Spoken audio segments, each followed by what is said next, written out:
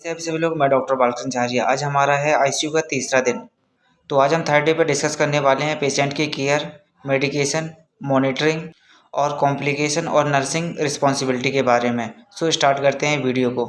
पहला जो हमारा मेन गोल होता है, पेशेंट पहले से स्टेबल होता है। पेशेंट का चेस्ट पेन जो रहता है थोड़ा कम हो जाता है, बट यहाँ से कॉम्प्लिकेशन और बढ़ जाता है, तो हमें बी फुल मतलब एकदम केयरफुल रहना है। यहाँ पर पेशेंट की रिकवरी को सेफ रखना है और कॉम्प्लिकेशन को प्रिवेंट करना है।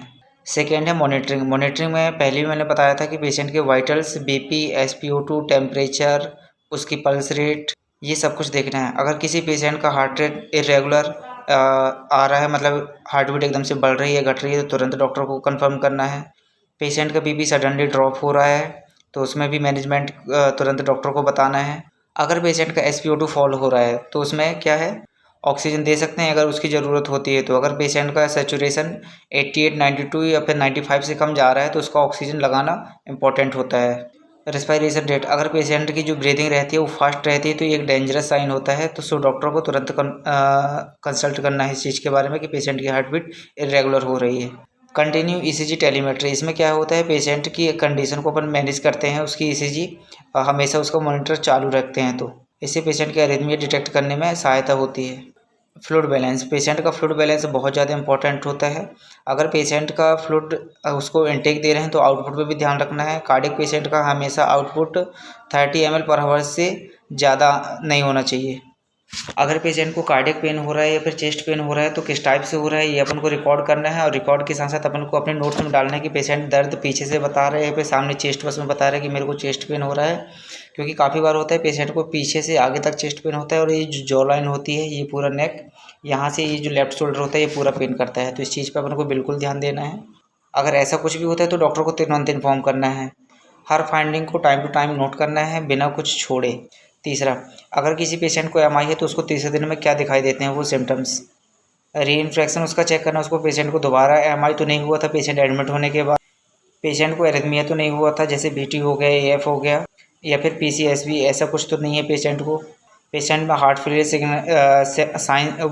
साइन और सिम्टम्स तो देखने को नहीं मिल रहे हैं, क्योंकि काफ़ी बार क्या रहता है, ब्रीथिंग लेस हो जाता है पेशेंट, तो उसमें भी क्या होता है, हार्ट फेल होने के चांसेस रहते हैं। अगर पेशेंट मेंटली कंफ्यूज हो रहा है, तो उसमें ऑक्सीजन का साइन हो सकता है, शायद पेशेंट का SpO2 ड्रॉप हो रहा हो या फिर पेशेंट का शुगर ड्रॉप हो रहा हो। तो ये दोनों चीज़ अगर पेशेंट कंफ्यूज हो रहा है तो तुरंत मैनेज करें। और लैब ट्रेंड, इसमें क्या होता है, पेशेंट का ट्रॉप आई या ट्रॉप टी अपन भेजते हैं, तो पॉजिटिव है नेगेटिव, अगर पॉजिटिव नेगेटिव कुछ आता है तो डॉक्टर को तुरंत इन्फॉर्म करना है। पेशेंट का पोटेशियम और सोडियम लेवल क्या होता है, ये भी डॉक्टर को इन्फॉर्म करना है अगर आपने कुछ भेजा है तो। और रीनल फंक्शन, कार्डियक पेशेंट का रीनल फंक्शन टेस्ट देखना बहुत ही ज़रूरी होता है, क्योंकि काफ़ी बार देखा गया है कि जो पेशेंट कार्डियक रहते हैं उनका क्रेटिनिन लेवल या फिर यूरिया लेवल बढ़ा हुआ आता है, तो इसमें अपन को नेफ्रोलॉजी को कॉल तुरंत भेजना है। अगर ज़्यादा बढ़ के आ रहा हो, पहले तो डॉक्टर को इन्फॉर्म करना है, जो अपने यहाँ ड्यूटी डॉक्टर होता है उसको। नंबर 4, इसमें क्या रहता है, मेडिसिन जो अपनी रहती है उसका रिव्यू करना है। मेडिसिन हमेशा डॉक्टर के ऑर्डर पे ही देना है, खुद से कोई भी मेडिसिन नहीं देना है।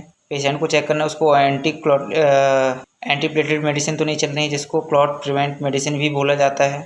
बीटा ब्लॉकर्स होते हैं, पेशेंट को BP की समस्या है तो उसमें बीटा ब्लॉकर्स देते हैं, तो पेशेंट को बीटा ब्लॉकर तो नहीं दे रहे हैं। स्टेटिन्स होते हैं जिसमें कोलेस्ट्रॉल मेडिसिन जिनको बोला जाता है। नाइट्रेट मेडिसिन होती है जो ज़्यादातर चेस्ट पेन में दी जाती है पेशेंट को, जैसे पेशेंट चेस्ट पेन की कंप्लेंट में आता है तो उसको नाइट्रेट का इन्फ्यूजन या फिर टैबलेट दे सकते हैं। पेशेंट को एंटीकोगुलेंट ड्रग चल रही है क्या, जिसको अपन क्लॉट्स मेडिसिन भी बोलते हैं। पेशेंट को डायरेटिक भी दी जाती है। काफ़ी बार क्या होता है, पेशेंट ओवरलोड इनटेक कर लेता है, उसका आउटपुट नहीं आ रहा है, तो अपन को क्या उस पेशेंट को डायरेटिक भी देना पड़ता है। ऑक्सीजन, जब सिर्फ पेशेंट का SpO2 फॉल हो रहा हो तो जब अपन को ऑक्सीजन देना है, अननेसेसरी ऑक्सीजन बिल्कुल नहीं देना है पेशेंट को। पेशेंट नर्सिंग रूल जो होता है, right patient, right dose, right drug और राइट टाइम। अगर किसी मेडिसिन से पेशेंट के वाइटल्स चेंज हो रहे हैं या उसके साइड इफेक्ट्स कुछ दिख रहे हैं, तो हमको डॉक्टर को तुरंत इन्फॉर्म करना है, ताकि उस चीज़ का ट्रीटमेंट तुरंत चालू किया जा सके। डोज कम या ज़्यादा करना डॉक्टर का काम होता है, नर्सिंग स्टाफ का बिल्कुल नहीं होता, तो ये चीज़ हमेशा ध्यान में देना है।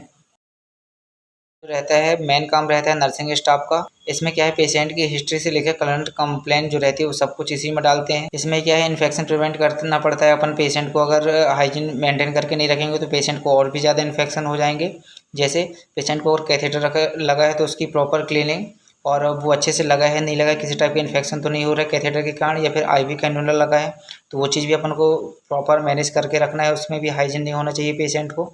ब्रीथिंग सपोर्ट इसमें होता है। पेशेंट काफ़ी बार क्या रहता है, छोटी छोटी सांस लेता है, जिसके कारण उसकी बोलना चाहिए तो एसओबी जिसको बोलते हैं, तो वो अगर ऐसा होता है तो अब डॉक्टर को तुरंत इन्फॉर्म करना चाहिए। और ज़्यादा हो तो पेशेंट को आप ये भी बता सकते हैं कि आप लंबी लंबी सांस खींचिए, ये एक टाइप की एक्सरसाइज होती है, तो ये भी अपन को पेशेंट को बताना है। फ्लूइड और डाइट, इसमें क्या है, पेशेंट को लो फ्लूइड डाइट देनी है और लो सॉल्ट डाइट देनी है। अब अपन जानते हैं छठवां रीजन। छठवां रीजन बहुत ही कॉम्प्लिकेशन होता है, जिसको रेड फ्लैग के नाम से भी जानते हैं। पेशेंट को सडनली चेस्ट पेन होने लगता है, बहुत सीवियर टाइप का। पेशेंट पल्पिटेशन करने लगता है, पेशेंट का मतलब पेशेंट को स्वेटिंग होने लगती है और उसका बीपी ड्रॉप होने लगता है। पेशेंट कंफ्यूज होने लगता है। काफ़ी बार क्या होता है, उसका SpO2 लेवल अगर कम होता है तो भी पेशेंट कंफ्यूज होता है, उसको सीवियर ब्रीथिंग लेस हो सकती है पेशेंट को। और काफ़ी बार देखा गया है कि पेशेंट का सडनली यूरिन आउटपुट जो रहता है वो कम हो जाता है, तो इस टाइम पे डॉक्टर को तुरंत इन्फॉर्म करना है। ये हमेशा रेड फ्लैग वो रहते हैं।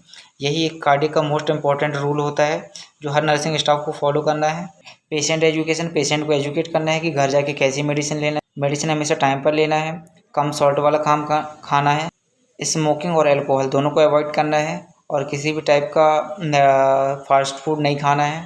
अगर पेशेंट को चेस्ट पेन होता है तो उसको डिले मत करना है, तुरंत हॉस्पिटल आना है, या फिर किसी भी डॉक्टर को कॉल करके पूछना है कि हमारा चेस्ट पेन हो रहा है तो अभी कुछ टैबलेट लें या फिर हम सडनली हॉस्पिटल आएँ। ज़्यादातर क्या है, हॉस्पिटल आएँ तो ही काफ़ी बेहतर होता है। For watching this video.